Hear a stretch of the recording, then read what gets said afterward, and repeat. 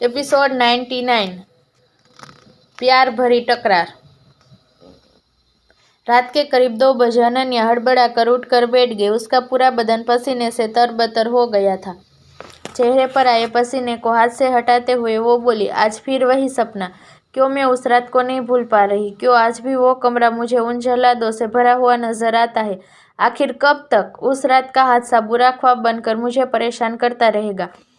3 साल हो चुके थे, मगर आज भी अनन्या अपने साथ हुए इंसिडेंट को याद करके सहम जाती। एक गहरी सांस लेकर उसने खुद को शांत किया और साइड में सो रहे अरशद को देखा और हैरान रह गई। अरशद बेड पर नहीं था। अनन्या ने तुरंत फोन में टाइम देखा। रात के 2 बज चुके थे। अरशद इस वक्त कहाँ जा सकता है, उसने सोचा, और पहला ख्याल उसे स्टडी रूम का आया। कमरे से बाहर जाते हुए वो नाराजगी भरे लहजे में बड़बड़ाते हुए बोली, ये अरशद भी ना, इसे काम के आगे कुछ भी दिखाई नहीं देता। इतनी रात गए कौन काम करता है? काश कोई ऐसा हो जाता जो अरशद को डांट कर समझा पाता। काम से पहले सेहत होती है। खुद में ही बड़बड़ाते हुए वो स्टडी रूम के दरवाजे तक पहुंच गई। इससे पहले वो अंदर जाती उसे स्टडी रूम से एक आवाज़ आई, जी बॉस, मुझे ब्लू फाइल मिल गई है। अनन्या इस आवाज़ को पहचानती थी। यह आवाज़ अरशद के लेफ्ट हैंड विशाल अवस्थी के बेटे वंश की थी। वंश उम्र में अनन्या से 5 साल छोटा यानी 20 साल का था और कुछ 2 महीने पहले ही वहां आया था। हालांकि वो जब से वहां आया था हर वक्त अरशद के साथ रहता और उसके हर काम में उसकी हेल्प करता। उसकी बातें सुनकर अनन्या खुद में बोली, बॉस, यानी यह अरशद से बात कर रहा है? मतलब अरशद स्टडी रूम में नहीं है? फिर इस वक्त अरशद कहाँ गए होंगे? वंश को बाहर आता देख अनन्या जल्दी से छुप गई। वंश के कुछ दूर चले जाने के बाद उसने स्टडी रूम के बंद दरवाजे को देखा। वो पहले भी कई बार रात में स्टडी रूम में अरशद को बुलाने आई थी और ज़्यादातर उसे स्टडी रूम का दरवाज़ा बंद मिला था। ऐसे में वो निराश होकर कमरे में वापस लौट जाती, लेकिन आज उसके पास अरशद तक पहुंचने का रास्ता था। वो वंश के पीछे जाने लगी। कुछ कदम आगे आकर उसके मन में ख्याल आया, क्या मेरा वंश के पीछे जाना सही रहेगा? उसके मन ने कहा, नहीं, अगर अरशद को पता चला मैंने वंश का पीछा किया था तो एक बार फिर मुझसे नाराज हो जाएगा और जो डांट पड़ेगी सो अलग। वैसे भी मेरा एक कदम हर बार एक नई मुसीबत को जन्म दे देता है। ऐसे में मेरा वापस लौट जाना ही सही होगा। मन ही मन यह डिसाइड करते हुए उसने तब तक वंश को देखा जब तक वंश लिविंग रूम में के दरवाजे से बाहर चला नहीं गया। अनन्या भी कमरे में लौट आई। अगली सुबह अनन्या सोकर उठी तो अरशद उसके पास था। उसकी आंखें बंद थी, लेकिन चेहरे की रौनक बता रही थी वो कुछ देर पहले ही वहां आया था और क्या पता वो इस वक्त भी जाग रहा हो। अरशद के चेहरे को मन पर निहार लेने के बाद अनन्या उसे पिंच करते हुए बोली, मैं जानती हूँ तुम जाग रहे हो, अब सोने की एक्टिंग करना बंद करो और उठ जाओ। मुझे पता है तुम रात भर कमरे में नहीं थे। उसने यह कहते ही अरशद ने अपनी आंखें खोल दी। यह देखकर अनन्या ने कहा, तो तुम सच में सोए नहीं थे? इसका मतलब तुम कुछ देर पहले ही वापस आए थे। अरशद, ऐसा कब तक चलेगा? अगर तुम ऐसे ही रात रात भर जागते रहे तो तुम्हारी तबीयत खराब हो जाएगी। वैसे तो तुम्हें हर वक्त मेरी फिक्र रहती है, लेकिन तुम खुद कभी अपनी परवाह नहीं करते और ना ही मेरी बात सुनते हो। अरशद चुपचाप अनन्या की मीठी डांट को सुनकर मुस्कुराता रहा। वो पहली और आखिरी लड़की थी जिसे अरशद को डांटने का अधिकार मिला था। तो वहीं अरशद को मुस्कुराता देख अनन्या चिढ़ गई।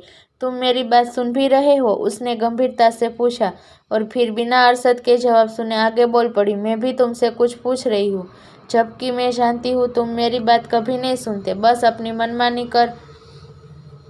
अरशद ने उसकी बात पूरी भी नहीं होने दी और हाथ आगे बढ़ाकर अनन्या को अपने ऊपर खींच लिया।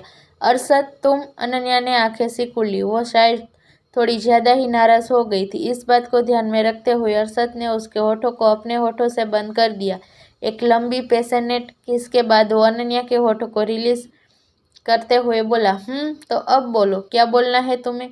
इस पर अनन्या बच्चों की तरह रोवासी होकर अरशद को देखती रही। तो अरशद थोड़ा सख्त होकर बोला, अन्या, क्या तुम रोने का सोच रही हो? तुम्हें पता है ना, तुम्हारी आंखों में आंसू देखकर मुझे गुस्सा आ जाता है। तो इस पर अनन्या भी उसी के लहजे में बोली, हाँ, जैसे गुस्सा सिर्फ तुम्हें आता है और जो हर रोज तुम अपनी मनमानी करते मुझे सडनली किस कर लेते हो, उसका क्या? अन्या, क्या तुम मुझसे ऊंची आवाज में बात कर रही हो? इस पर अरशद ने कुछ ज्यादा ही गंभीरता से यह बात कह दी थी। वैसे तो वो सिर्फ अनन्या को थोड़ा परेशान करना चाहता था, मगर अनन्या सच में चुप हो गई और आगे बिना कुछ कहे वो वहां से जाने लगी। तभी अरशद ने उसका हाथ पकड़कर उसे रोक लिया। अनन्या के फेस पर एक प्यारी सी स्माइल आ गई। वो नाराज थी और अब अरशद उसे मनाने वाला था। यही सोचकर उसने खुद को नॉर्मल किया और अपने चेहरे की स्माइल छुपाते हुए बोली, क्या हुआ? अब क्यों मुझे रोक रहे हो? इस बार तो मैंने तुमसे ऊंची आवाज में बात भी नहीं की। कहते हुए उसने अरशद के एक्सप्रेशन को देखा और ठहर गई। अरशद का फेस अब पूरी तरह से सीरियस हो चुका था। उसने सीरियस टोन में अनन्या से पूछा, तुमने रात में मेडिसिन ली थी? हाँ, क्यों? तुम क्यों पूछ रहे हो? अरशद को सीरियस देख अनन्या ने भी उसी लहजे में जवाब दिया। अरशद उठकर बैठ गई। अनन्या के गले के पिछले हिस्से को देखते हुए उसकी आंखें सिकुड़ गई। अपनी नाइटी खोलो, उसने उसी सीरियस अंदाज में कहा। अनन्या कुछ रिस्पॉन्स करती उससे पहले अरशद ने खुद अनन्या की नाइटी की डोरी को खोलकर उसके कंधे से नीचे खिसका दिया। अगले मिनट अनन्या अरशद के सामने बिना कपड़ों की थी और अरशद ध्यान से उसके बॉडी के हर एक हिस्से को तराश रहा था, जैसे वो उसके शरीर को किसी भी अंग को अनदेखा नहीं कर सकता था। उसे इस तरह खुद को देखता देख अनन्या ने एक नज़र अपने शरीर पर डाला, फिर अरशद से पूछा, अरशद क्या हुआ? क्या फिर से एलर्जी उभर आई है? इस पर अरशद ने एक आह भरते हुए हल्के से सिर हिलाते हुए कहा, हाँ, लेकिन इस बार यह ज़्यादा बड़ी नहीं है, सिर्फ गले के पिछले हिस्से पर है। कहते हुए अरशद ने अनन्या की गर्दन को हल्के हाथों से छुआ, फिर उसकी नाइटी उसे पहनाते हुए आगे कहा, नहाते वक्त बॉडी को रब मत करना, मैं डॉक्टर से बात करके आता हूँ। अनन्या को इंस्ट्रक्शन देने के बाद अरशद फ़ोन लेकर बालकनी में चला गया। अनन्या ने मिरर में गर्दन को देखा। एक बार फिर उसकी बॉडी पर लाल रेसिस उभर आए थे। ट्रीटमेंट के बाद वो ठीक तो हो गई थी, मगर अक्सर उसके बॉडी पर लाल रेसिस उभर आते। इसके पीछे कई रीज़न होते, जैसे बॉडी टेम्परेचर में अचानक से बदलाव आना, पीरियड का समय, या फिर ज़्यादा तीखा या मसालेदार खाना खा लेना। वैसे तो रेसिस से अनन्या को दर्द नहीं होता, मगर ऑइंटमेंट लगाने के बाद जलन जरूर होती, जिसे बर्दाश्त करना कई बार मुश्किल हो जाता।